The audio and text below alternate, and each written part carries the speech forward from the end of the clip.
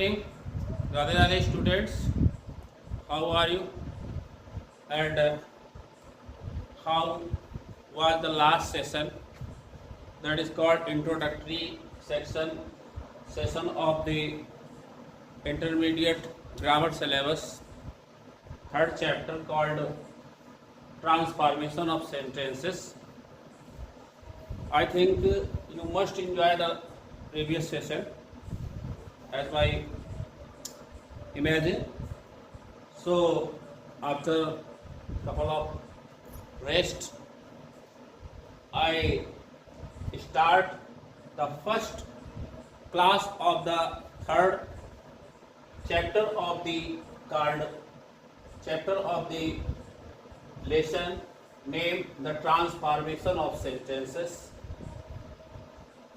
जिसमें उसके अंतर्गत आज हम फर्स्ट क्लास पढ़ेंगे. There are so many rules to transfer the sentences as to remove adverb to, add adverb to, and interchange of sentences, active and passive voice, and interchange of degrees of comparison. So let's start the first class, that is called transformation of the sentence containing adverb to. उन sentences का आपस में हम यहाँ transfer करना सीखेंगे, उन sentences को आपस में बदलना सीखेंगे, ट्रांसफर करेंगे, जिसमें TOO एडवर्ब टू समाहित हो. इसके हर एक रूल में हम दो नियम पढ़ेंगे, रूल ए और रूल बी. हर एक नंबर का हर एक के हम दो पार्ट पढ़ेंगे. जैसे आज क्लास नंबर 1 है transformation of the sentences containing adverb too. Adverb too वाले सेंटेंसेस की ट्रांसफॉर्मेशन करना, उसमें फर्स्ट नंबर ए हम पढ़ेंगे transformation of sentence removing adverb too. उसमें ए नंबर हम पार्ट पढ़ेंगे एडवर्ब टू का विलोपन. विलोपन मतलब हटाना. इसमें ए पार्ट हम पढ़ेंगे एडवर्ब टू, क्रिया विशेषण टू को हटाना. इसके बाद इसकी बी क्लास हम पढ़ेंगे नेक्स्ट क्लास में, using of adverb too. Adverb too का प्रयोग, एक बार हटाना एक बार प्रयोग करने से. एक बार असर्टिव से कहेगा निगेटिव और फिर निगेटिव से अफर्मेटिव, या इंट्रोगेटिव से असर्टिव और असर्टिव से इंट्रोगेटिव. तो हर एक रूल्स के अंतर्गत हम दो रूल पढ़ेंगे, rule A rule B. So without any delay let's start the class with the sound of Radhe Radhe Har Har Mahadev. तो पहला हम नियम पढ़ेंगे आज ट्रांसफॉर्मेशन ऑफ सेंटेंसेस का. Transform a sentence removing adverb too. उन वाक्यों का रूप बदलना जिन वाक्यों में टू एडवर्ब टू दिया हो, एडवर्ब टू को हटाना है और उसकी जगह दूसरा हमें सब्स्टिट्यूट वर्ड रखना है. उसके अंतर्गत रूल नंबर फर्स्ट में लिखा है, कहता है कि किसी सेंटेंस में सब्जेक्ट प्लस हेल्पिंग वर्ब के साथ TOO, इसको कहते हैं adverb to.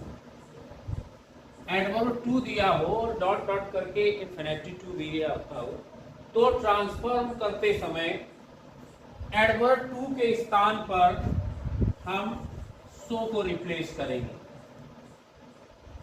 Mind to B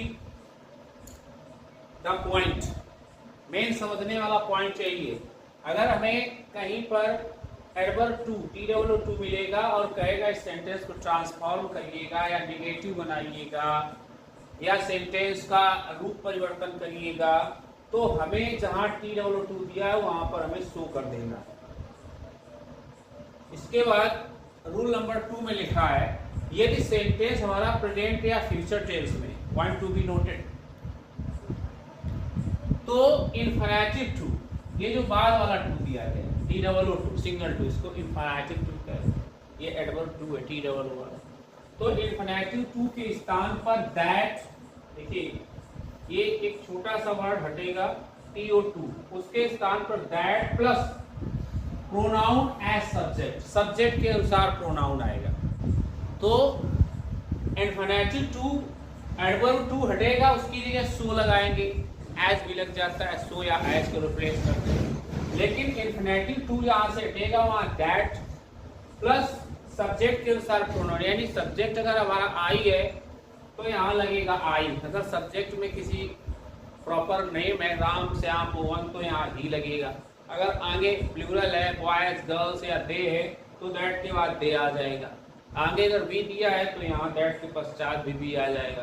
तो यहाँ पर हम pronoun according to subject use करेंगे। इसके पश्चात प्लस अगर हमारा टेंस प्रेजेंट या फ्यूचर में है तो according to pronoun according to subject के पास कैन नॉट प्लस सेंटेंस जोड़ देते हैं। और यदि सेंटेंस हमारा पास्ट टेंस में है तो हम कैन नॉट की जगह कुड नॉट का प्रयोग करते हैं। अगर विल नॉट, विल दिया है तो विल कुड नॉट का प्रयोग करते, इतना याद रखना। यदि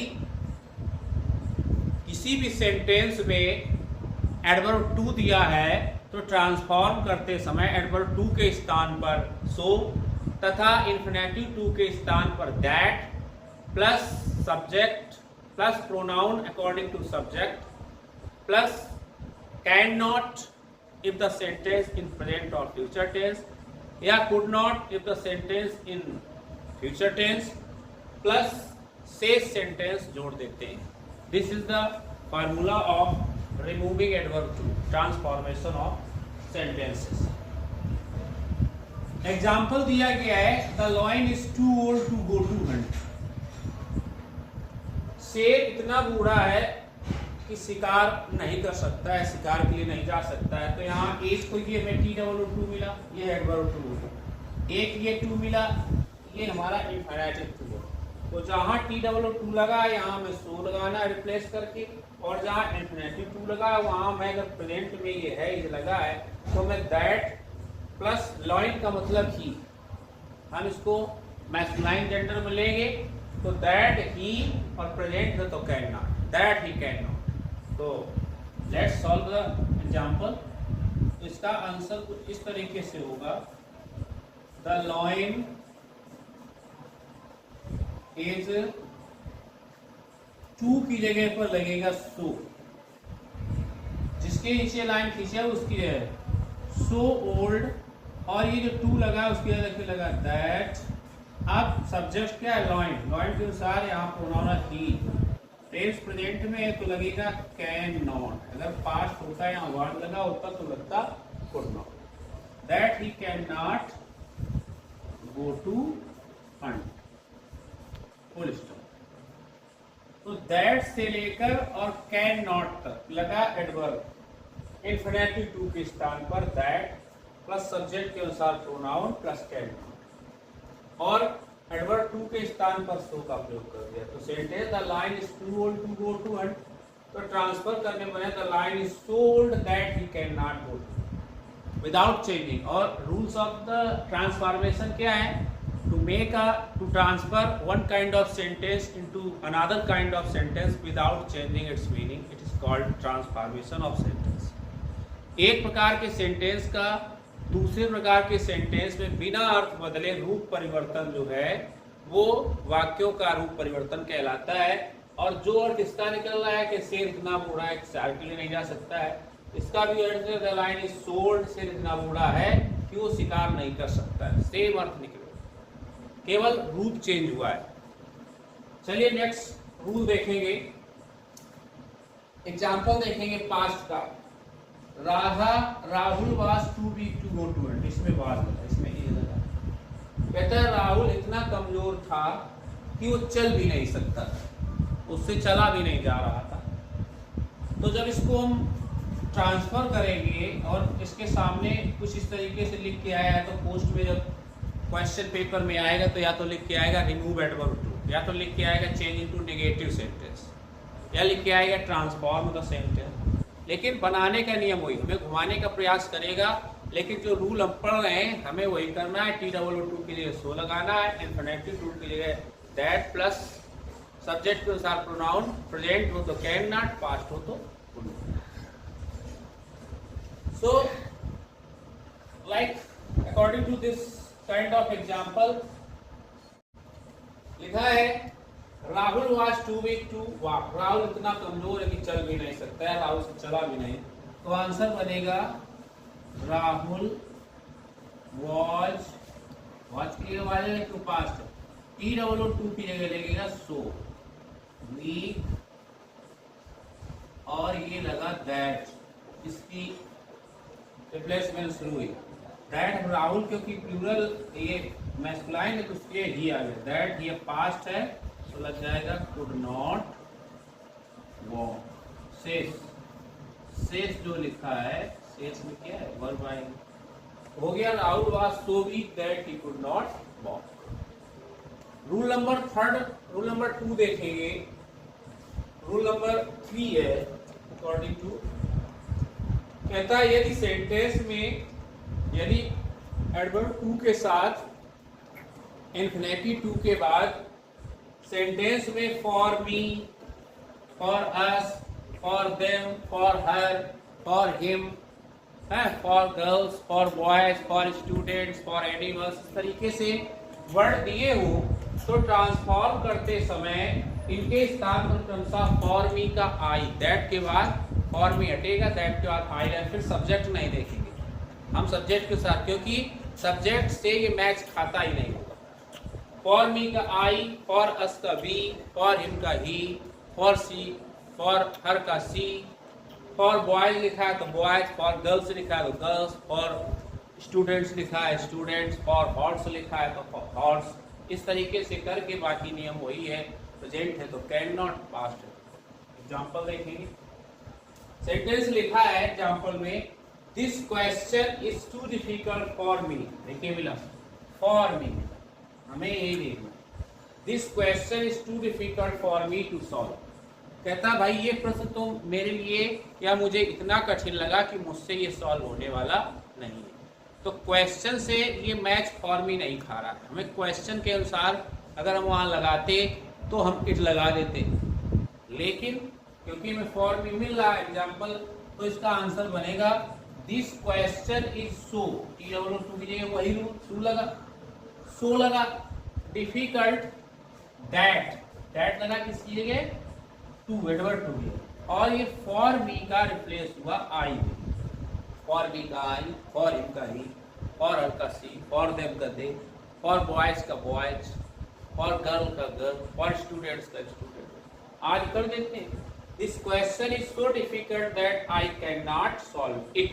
इट किसके लिए लगाया लास्ट में, ये क्वेश्चन के लिए लगाया क्योंकि ये न्यूट्रल जेंडर। एक तरीका हो जाता है इट इज माई अपोलॉजी, और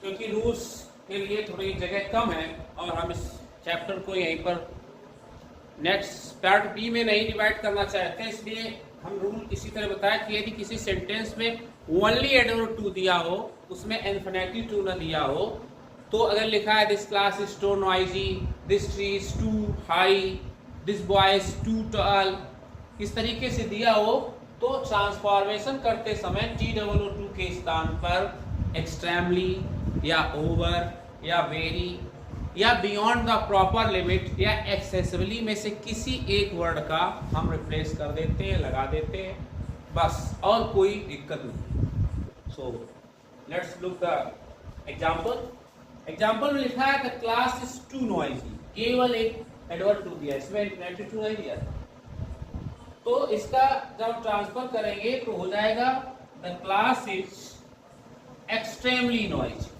तो टी डबल ओ टू की जगह एक्सट्रीमली लग गया। ये तब this rule is occupied when only adverb too is existed in the sentence.